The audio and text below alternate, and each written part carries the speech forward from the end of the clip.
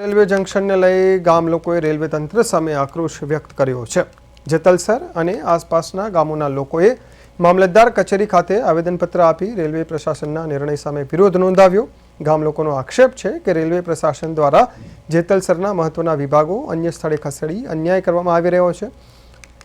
લોકો lobby, breakdown અને carriage department જેવા વિભાગો હટાવવામાં આવતા સ્થાનિક રોજગાર અને વિકાસ પર ગંભીર અસર પડી રહી હોવાનું તેમનું કહેવું છે।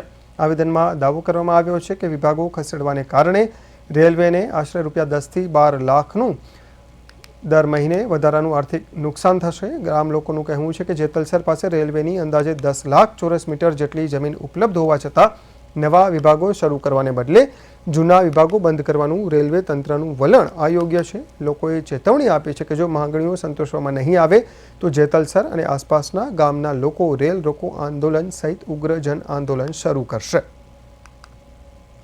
જેતલસર जंक्शन एकमात्र એવું ગામ છે ત્યાં સારે જहाँ से अच्छा हिंदुस्तान हमारा हिंदुस्तानના લગભગ તમામ સ્ટેટના લોકો અને તમામ જ્ઞાતિના લોકો એકસમથી રહે છે અને વર્ષોથી આ સુવર્ણ કાળસમા રેલવે સ્ટેશનને મોડેલ રેલવે સ્ટેશન તરીકે વિકસાવવાનો તેને બદલે કિનાખોરીથી એ સ્ટેશનને ભાંગવાનો પ્રયત્ન કરી રહ્યા છે। જે કર્મચારીઓને રાજકોટને અન્યત્ર ખસેડાયેલા છે એને હાઉસ ઓલામાં જે એલાઉન્સ દેવાનું હોય 10%ને બદલે 20% દે। 2-3 કર્મચારીઓનો બોજ પણ વધશે।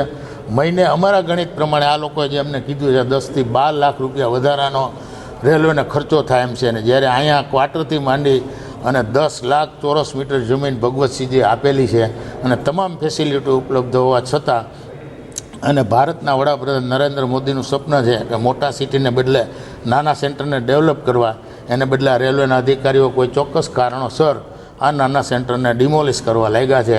જે માટે આ તાલુકાના તમામ ગામના આગેવાનો, સામાજિક રાજકીય આગેવાનો અમે બધા જ જેતલસર જંકશન રેલવેને નુકસાન છે। રેલવેને નુકસાન પર મહિને 12-13 લાખનું નુકસાન છે। તો આ જ્યારે એક વખત એમ કહી રહ્યા છે કે આપણે ઇકોનોમિક કરીએ તો આમાં ઇકોનોમિક તો દેખાતી નથી। તો આ બદલી કરવાનું કારણ શું?